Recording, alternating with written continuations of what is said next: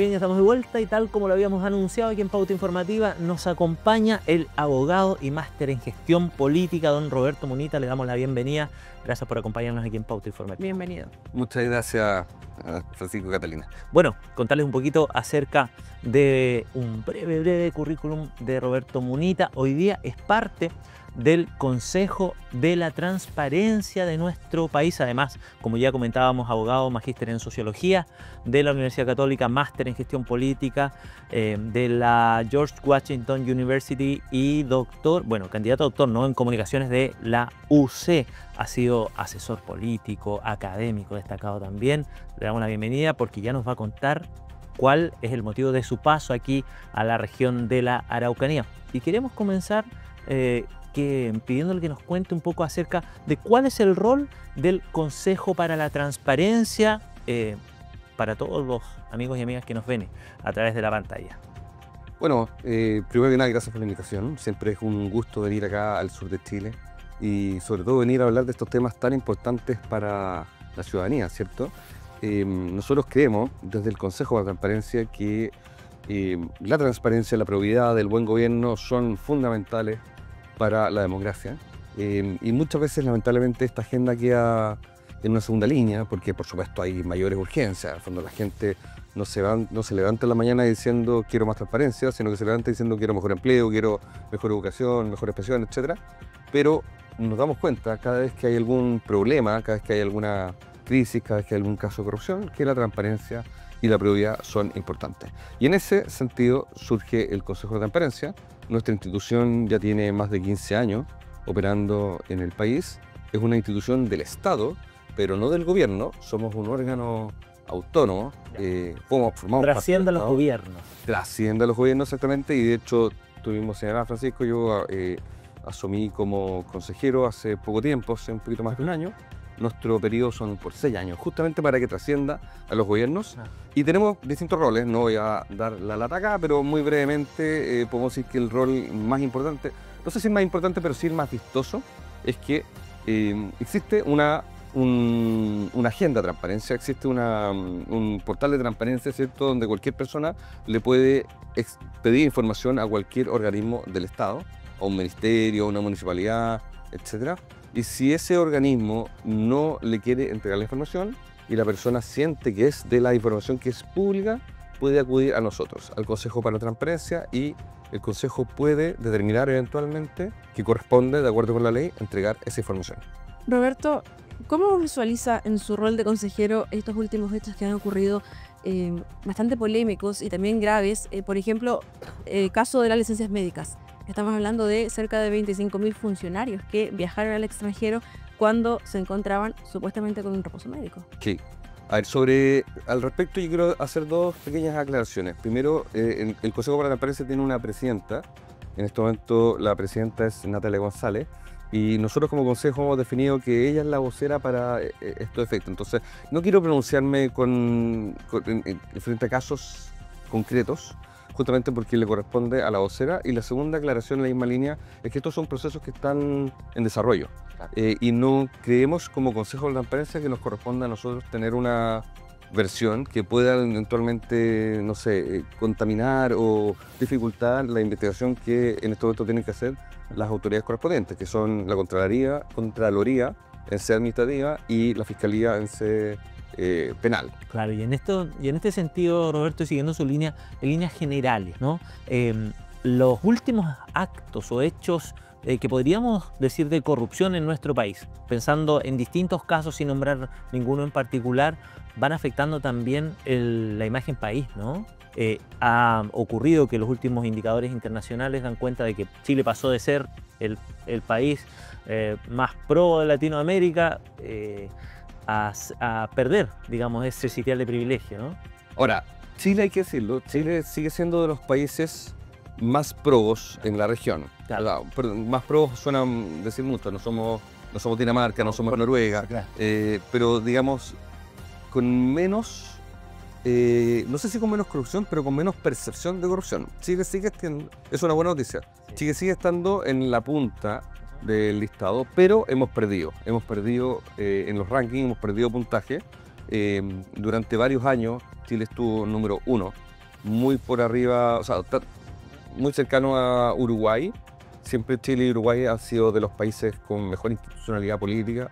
eh, y lamentablemente ahora Uruguay se ha mantenido en la punta del ranking y Chile ha disminuido bastantes lugares, y esto ha sido una tónica que se ha mantenido constante en los últimos ya 10 años.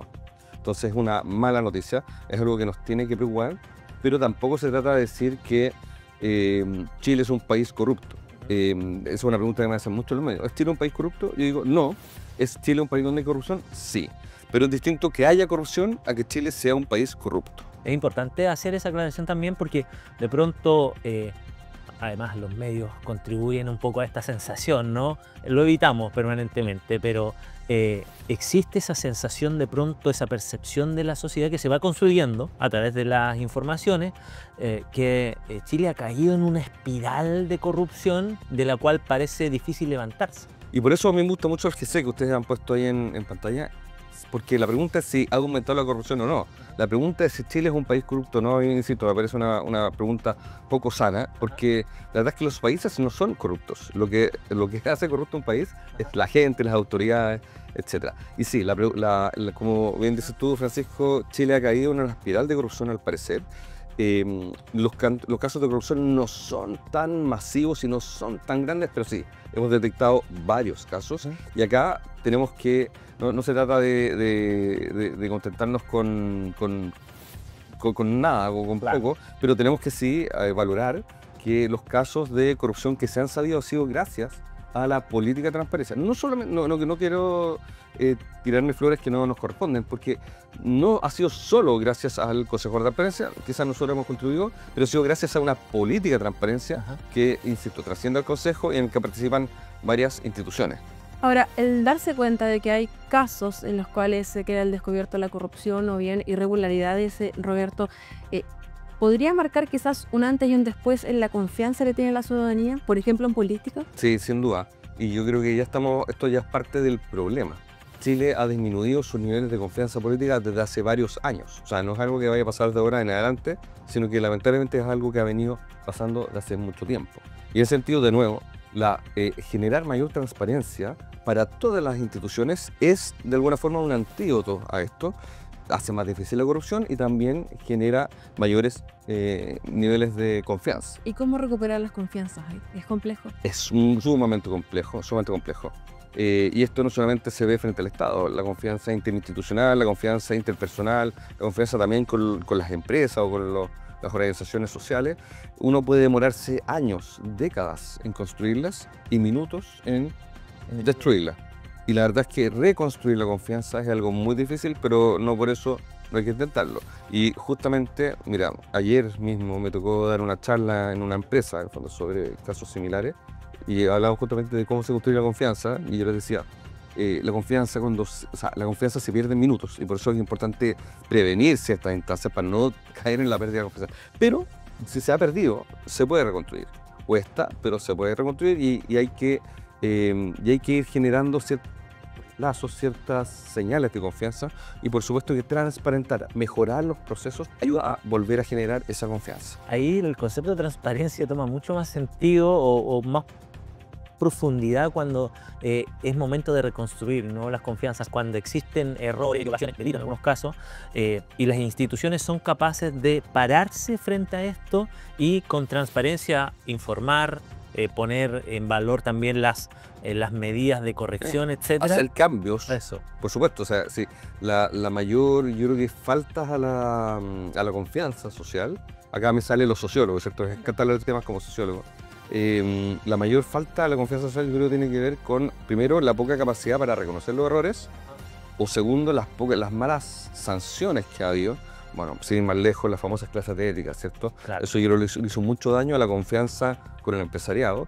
Y tercero, hacer cambios. Y que esos cambios se noten, que no sean solo de la boca para afuera, sino que efectivamente, estoy hablando tanto en empresas como en el mundo público, que hayan cambios en la forma de relacionarse, en la forma de atacar ciertos problemas que antes podían provocar corrupción. Y teniendo en cuenta esta desconfianza que hoy siente también la gente, por ejemplo, en el ámbito de la política, estamos a puertas de elecciones presidenciales, en torno también a desafíos, avances Y lo que mencionabas que es la transparencia. ¿Cómo abordamos ese proceso teniendo en cuenta que quizás aún las confianzas no se han recuperado?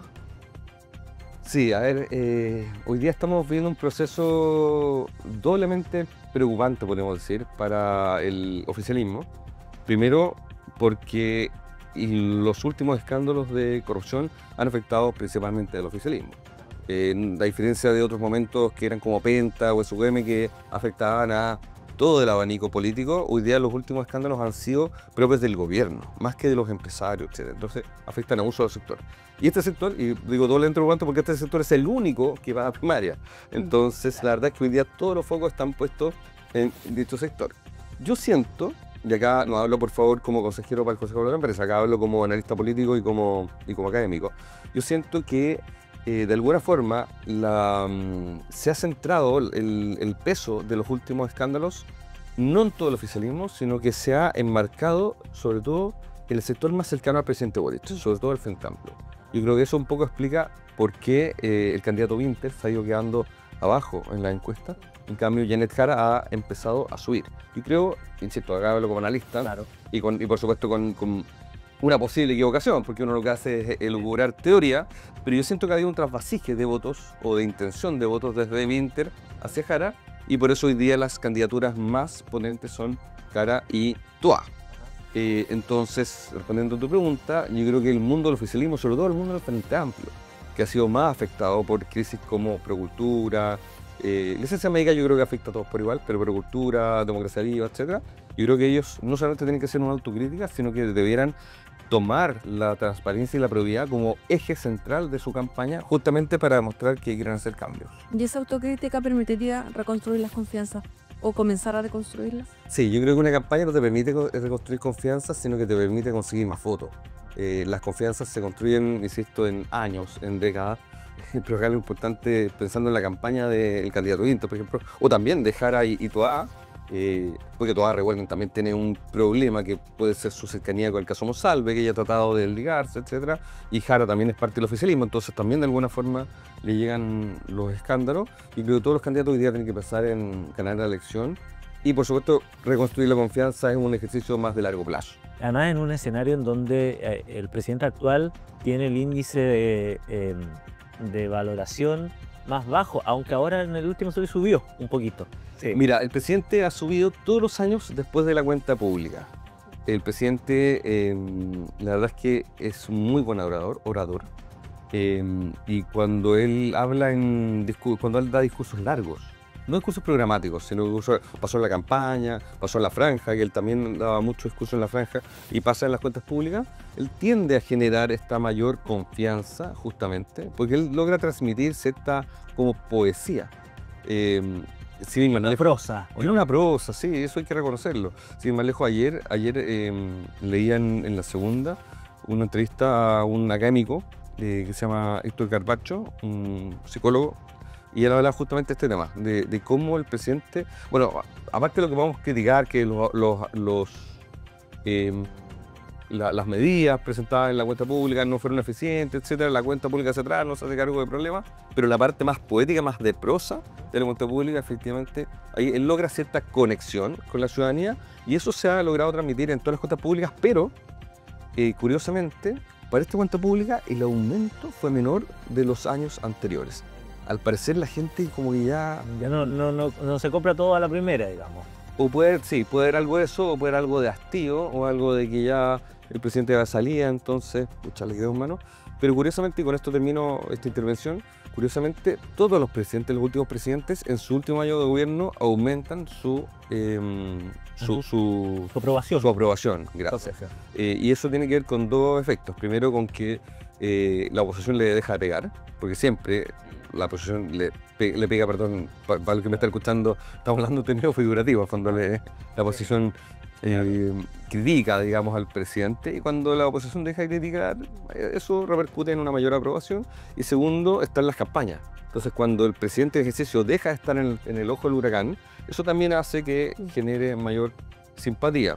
Entonces, lo más probable es que durante el segundo semestre veamos un aumento en la aprobación del presidente Boric. Interesante el análisis que hacen en este sentido, Roberto, y pasémonos de lo nacional a lo particular, porque el motivo de su visita acá a la región de la Araucanía tiene que ver también con la transparencia y con una medida muy innovadora que está implementando la Universidad Católica de Temuco con su propio modelo de transparencia que sin duda, ¿no?, parece ser el camino correcto en el trabajo que desarrollan las instituciones, en este caso de educación superior. Sin duda, y nosotros valoramos mucho, yo valoro mucho como académico, también como consejero, por supuesto, y como analista, valoro mucho la instancia que está haciendo la Universidad Católica de Temuco, porque la transparencia, ya nos hemos dicho, es una forma no solamente de construir lealtades, de construir confianza, sino también de anticiparse a posibles tensiones, a posibles crisis. Y la verdad es que en el mundo empresarial, en el mundo organizacional, para incluir otras formas de empresa, de gestión, como puede ser una universidad, también en el mundo público, anticiparse a las posibles tensiones es una forma muy buena, muy eficiente de tener un mejor trabajo. Dentro de los distintos estudios que se hacen de percepción, las universidades históricamente se han mantenido como las instituciones o algunas de las instituciones más valoradas por parte de la comunidad, más respetadas también en cuanto a credibilidad, en cuanto a transparencia. Si bien ha habido en los últimos años algunos casos, ¿no?, que podríamos decir que hasta el momento son aislados, se ha mantenido una positiva percepción de las instituciones de educación superior por parte de la comunidad. Claro, y eso tiene que ver con que la universidad para mucha gente es una especie de Dios, o sea, no sé si de Dios es la palabra, pero como... Modelo, ¿sí? Claro, ¿no? y que su hijo entre a la universidad es un motivo de orgullo, también es la posibilidad para muchas familias de salir de la pobreza. Movilidad social. Movilidad social, por supuesto. Entonces, está esta creencia, y una muy buena creencia, no digo que sea de la boca para afuera, está esta aceptación de que las universidades son un motor social y por lo tanto hay que defenderlas y hay que valorarlas. Aparte, la universidad cumple dos funciones que son muy difíciles de cumplir las dos y son muy distintas, pero a la vez están muy relacionadas. Que son, por un lado, la docencia, enseñar a las futuras generaciones, y por otro lado, hacer investigación, adelantar en la ciencia. Hay instituciones, hay think tanks, ¿cierto?, que hacen investigación, pero que no hacen docencia. De hecho, muchas veces a los think tanks, a los centros de estudio, se les llaman universidades sin alumnos, lo que es un contrasentido, ¿cierto? Pero justamente demuestra que la universidad no es solo docencia, también es investigación. Y ambas tareas, investigación y docencia, y amarte otras más, para que no me rete, para que no me extensión, mi corazón con el medio, etc. Pero estas dos grandes tareas, investigación y docencia, muchas veces requieren tener una línea abierta con la opinión pública para que se sepa que se están desarrollando de forma efectiva, sobre todo cuando reciben recursos del Estado. Y en ese sentido, ¿cómo ha visto el trabajo, Roberto, de la Universidad Católica de Temuco, fortaleciendo además los canales, ¿no?, de acceso a la información y algo que también permite reforzar la identidad institucional? No, sin duda, la Universidad Católica de Temuco ha hecho un gran trabajo. Algo que nosotros valoramos mucho es que esto sea algo que se escapa a la ley. Esto es algo no obligado por la ley, sino que es de forma voluntaria. Nosotros en el Consejo de Transparencia siempre hablamos de dos grandes modelos que establece la ley de transparencia, que son el modelo de transparencia activa. Eso es lo que la ley obliga que cada organismo público tiene que mantener en su sitio web, ¿cierto? Y la transparencia pasiva, que es la solicitud de información. Yo le pido información a algún organismo, a algún ministerio, a alguna municipalidad, de algo que por supuesto no está publicado. Pero hoy día nosotros en el Consejo de Transparencia estamos hablando de la transparencia proactiva. Está la activa, la pasiva, y ahora hemos metido dentro del modelo la proactiva, como todo aquello que está más allá de la ley. Y nosotros combinamos a organismos públicos a que de forma proactiva estén publicando, estén entregándole a la opinión pública, a la ciudadanía, información que les es útil.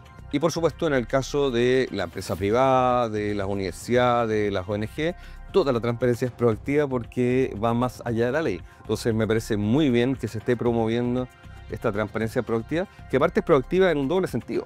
Es proactiva porque va más allá de la ley y es proactiva también en contraposición a lo reactivo. Porque muchas veces las instituciones se dan cuenta que tienen que transparentar el proceso, etc., de una forma de reconstruir la confianza frente a alguna crisis. Es una agenda reactiva, que está bien, a veces hay que asumirla. Pero también es muy valorable que instituciones como la Universidad Católica de Temuco, de forma proactiva, decidan... sin tener conflictos de sin por tener medio. conflictos, sin tener que hacerse cargo de una crisis, decidan elaborar este modelo. Sin duda, un avance para las instituciones de educación superior, el rol que está cumpliendo hoy día la Universidad Católica de Temuco. Roberto, queremos agradecerle la presencia y desearle mucho éxito también en su paso por la región de la Araucanía. Muchas gracias. Muchas gracias a ustedes y siempre un gusto estar acá.